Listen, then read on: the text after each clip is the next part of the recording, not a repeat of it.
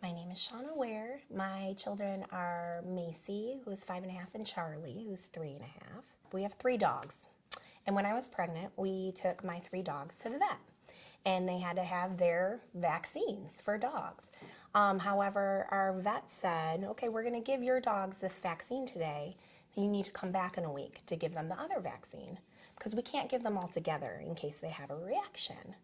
And I was thinking, well, that's curious because for babies, they don't usually do that. So from then on out, I just kind of started researching a little bit and saw Dr. Sears had this alternative schedule. And I said, I'm really going to do that because, yay, they're still vaccine, they'll be covered, but spreading them out is what we want to do instead of all together. So fast forward, I'm in the hospital. I just had my first daughter, Macy, and my mom was in the room with me. My mom's worked in microbiology for 40 years. She's brilliant and very lucky, very kind of hippie, holistic kind of mother. And they were taking Macy away to give her Hep B vaccine. And my mom stopped and said, why are they giving a 2-hour-old infant Hep B? Why is that going to happen right now? And I said, no, Mom, it's fine. That's what they do. You have your baby, it's Hep B in the hospital, Hep B in the hospital. And she's like, Shauna, no, you shouldn't be doing that. I'm like, no, it's fine, Mom. I'm doing alternative schedule. It's fine. So they took Macy and gave her Hep B and came back. And she was incredibly lethargic, which as a mom of a newborn, first-time mom, I don't know how newborns are supposed to be acting.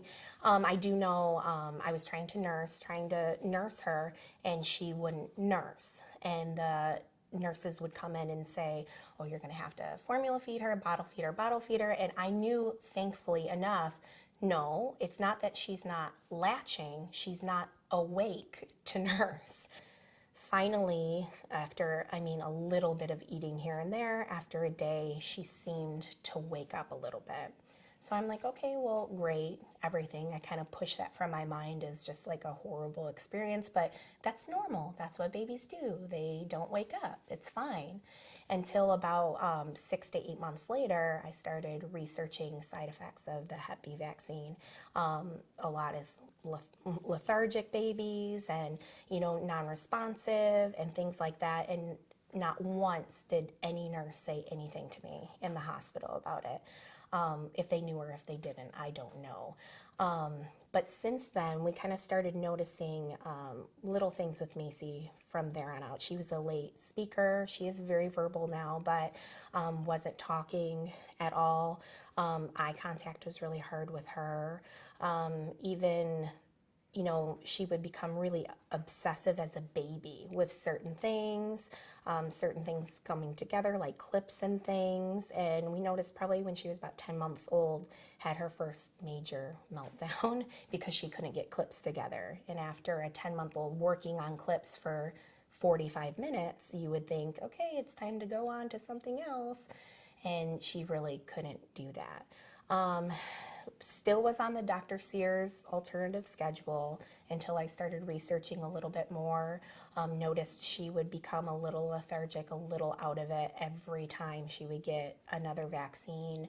And then around 18 months, I became pregnant with her sister. I decided to stop vaccinating altogether. So her last vaccine was around 18 months. We never vaccinated my youngest daughter, Charlie, who doesn't have any issues at all. So since then, she has been diagnosed autism spectrum disorder. She's incredibly high functioning. From diet alone, we've been able to do so much for her. She's an amazing kid.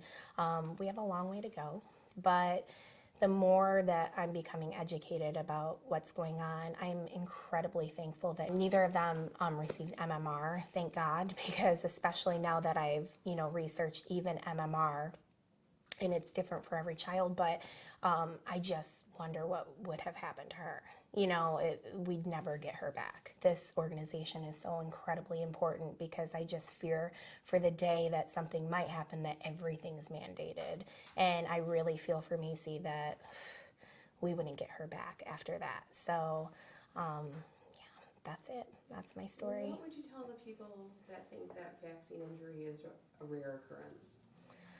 Michigan for vaccine choice is incredibly important to me because the information alone that I can have as a parent, what my rights are as a parent, what I can do for my children. But not only that, on the even political side of, I'd love to get involved, to not only for myself, but to get involved for other parents that don't know this organization even is out there, that they do have a choice, which we do have a choice right now. I'm hoping that choice is with us always and continues to be, but this is why this organization is so incredibly important.